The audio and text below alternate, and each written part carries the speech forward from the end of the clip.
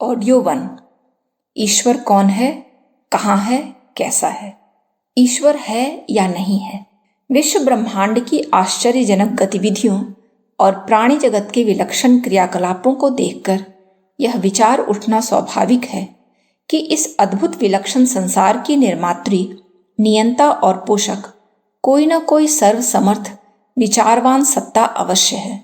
अपने आसपास के विलक्षण जगत को देखकर ही मनीषियों के मन में उसके कर्ता स्वामी के संबंध में जिज्ञासा उत्पन्न हुई। चिंतन, मनन, शोध और साधना द्वारा उन्हें ईश्वर के अस्तित्व की अनुभूति हुई। न केवल अनुभूति हुई, वरन उस सर्वशक्तिमान सत्ता के संघर्ष सानिध्य से लाभ उठाने की संभावना भी साकार हुई। जिन महर्षि मनीषियों ने ईश्वर सानिध्य का लाभ और आनंद उठाया, उनके अलावा ऐसे व्यक्ति भी थे जिन्हें प्रत्यक्ष जगत के अतिरिक्त अन्य किसी सत्ता का अस्तित्व ही कल्पना प्रसूत लगता था। यहीं से आस्तिकवाद और नास्तिकवाद के दो परस्पर विरोधी दर्शनों का प्रादुर्भाव हुआ। नास्तिकों का कथन है, ईश्वर में विश्वास रखना अंधविश्वास मात्र है। जब विज्ञान द्वारा ईश्वरीय सत्ता सिद्ध ही नहीं होती तो उसे माना ही क्यों जाए? परंतु यह एक विचारणीय प्रश्न है कि क्या हम केवल उन्हीं बातों पर विश्वास करते हैं कि जो विज्ञान की कसौटी पर प्रामाणिकता पा चुकी हो? उत्तर मिलता है नहीं। जीवन के कितने ही आदर्श ऐसे हैं जिनकी पुष्टि विज्ञान से नहीं अपितु अंतरात्मा से होती है। नीति शास्त्र भी ऐसा ही विषय है जो विज्ञान की दृष्टि से निरर्थक ठहराता है। वस्तुतः जिसे विज्ञान कहा जाता है वह पदार्थ विज्ञान है। इस पदार्थ विज्ञान द्वारा अत्यंत सूक्ष्म ईश्वरीय तत्वों तक कैसे पहुंचा जा सकता है? अनेकों बातें ऐसी हैं जो वैज्ञानिक दृष्टि से अर्थहीन हैं, परंतु सामाजिक अभ्युन्नति के लिए वे मेरुदंड के समान हैं। उदाहरणार्थ, विज्ञान की दृष्टि में नर और मादा का यौन संपर्क अत्यंत स्वाभाविक है। पशु पक्षी भी ऐसा करते हैं। उनमें माता, बहन या पुत्री के संबंधों का कोई प्रतिबंध नहीं होता। लेकिन मानव समाज में माता, बहन या पुत्री के साथ यौनाचार नितांत पापाचार है। परंतु यदि विज्ञान की कसौटी पर यौन सदाचार व्यर्थ सिद्ध होता है तो क्या हम इसकी व्यर्थता को मानकर माता, बहन तथा पुत्री की मर्यादा को छोड़ देंगे? विज्ञान के अनुसार जीव का भोजन है। प्रत्येक प्राणी के लिए अपने स्वार्थ की पूर्ति, पेट और प्रजनन परक जीवन ही प्रधान है।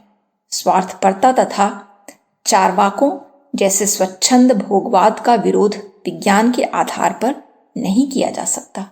हाँ, समर्थन अवश्य हो सकता है, परंतु यदि परोपकार, करुणा, सहानुभूति, त्याग, सेवा, सहिष्णुता जैसी सत्प्रवृत्तियों को मानव जीवन से बहिष्कृत कर दिया जाए तो सामाजिक सुख शांति स्वप्न मात्र ही रह जाएगी। विज्ञान के अनुसार मृत्यु से डरना प्रत्येक प्राणी का स्वाभाविक धर्म है। यदि मनुष्य को भी इस स्वाभाविक धर्म से आबद्ध मान लिया जाए तो मातृभूमि की बलिवेदी पर हंसते हंसते अपने प्राणों का बलिदान देने वाले वीर सैनिक प्रकृति विरोधी एवं महामूर्ख ही कहे जाएंगे। वे जानबूझकर मृत्युपाश को गले क्यों लगाते हैं? इसका उत्तर विज्ञान के पास नहीं है। इस प्रकार यह सुस्पष्ट है कि अनेक प्रश्नों के उत्तर विज्ञान के पास नहीं है और इसी प्रकार ईश्वर की सिद्धि असिद्धि में भी वह नितांत असमर्थ है।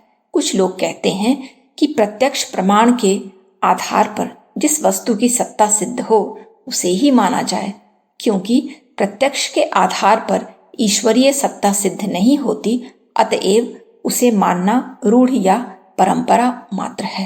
परंतु यह तर्क भी उचित नहीं। प्रत्यक्ष प्रमाण के आधार पर प्रत्येक वस्तु को सिद्ध नहीं किया जा सकता।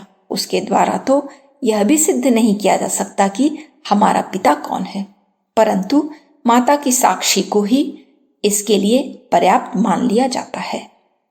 ईश्वर दिखलाई नहीं देता, इसलिए उसे माना न जाए, यह तर्क नितांत सारहीन है।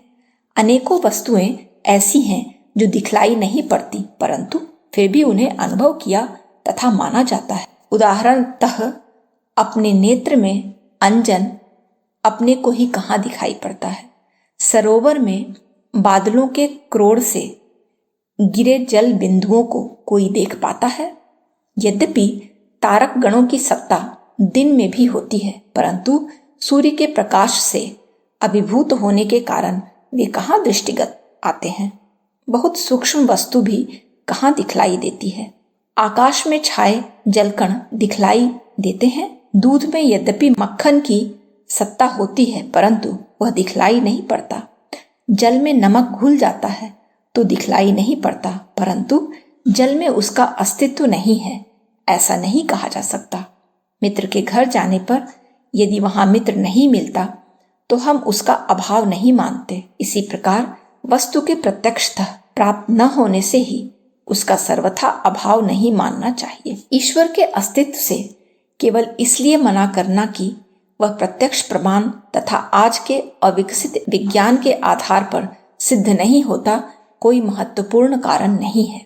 मानव जीवन से संबंधित अनेकों प्रश्नों का उत्तर पदार्थ विज्ञान से नहीं, अपितु उस अध्यात्म विज्ञान से सुलझता है जिसे आज हम पदार्थवादी बनकर विस्मृत करते जा रहे हैं। ईश्वर का अस्तित्व भी अध्यात्म विज्ञान से ही सिद्ध होता है। तपःपूत ऋषिजन अपनी दिव्य दृष्टि से उस दिव्य तत्व की अनुभूति करते हैं। इस नाना नाम रूपात्मक सृष्टि को बनाने वाला परम पिता परमेश्वर है। बिना कर्ता के क्रिया हो ही नहीं सकती। रंग, ब्रश आदि सभी उपकरण उपस्थित रहने पर भी क्या बिना चित्रकार के चित्र बनेगा। सृष्टि के जड़ पदार्थों में चेतना करने वाला तथा कोटि कोटि जीवों को बनाने वाला वह सर्वव्यापक, सर्वज्ञ, सर्वशक्तिशाली कारीगर ही है। सारी प्रकृति उससे व्याप्त है। प्राणियों की चेतना उस विशाल चेतना का ही अंश है। विश्व की सुंदरता और सौम्यता उसकी ही सुंदरता और सौम्यता है। सृष्टि के कण कण में वह किसी न किसी रूप में विद्यमान है। जिस प्रकार रजकण और पृथ्वी में कोई विभेद नहीं होता, वह उसका ही अंश होता है, उसी प्रकार आत्मा और परमात्मा में भी कोई अंतर नहीं। आत्मा परमात्मा का ही अंश है, परंतु जिस प्रकार बादल दल से सूरज का प्रकार अप्रतिहत हो जाता है, उसी प्रकार अज्ञान से अप्रतिहत होने के कारण हम आत्म तत्व को अपने आप को भूल जाते हैं और लक्ष्य विमुख होकर भटकते रहते हैं। संसार में हम देखते हैं कि कोई प्राणी तो सर्वोपम जीवन व्यतीत करता है, परंतु कोई नारकीय यंत्रणाओं में संसार में हम देखते हैं कि कोई प्राणी तो स्वर्गोपम जीवन व्यतीत करता है, परंतु कोई नारकीय यंत्रणाओं में फंसा तिल मिलाता है। सुख प्राप्ति की प्राणी मात्र की स्वाभाविक इच्छा होती है, परंतु ईश्वर ही उसे दुख भोगने को विवश करता है।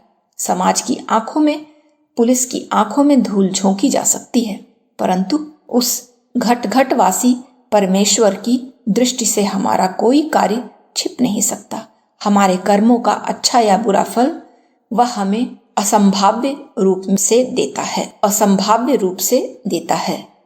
कर्म फल के आधार पर भी ईश्वर की सत्ता सिद्ध होती है। तपोनिष्ठ आर्य मुनियों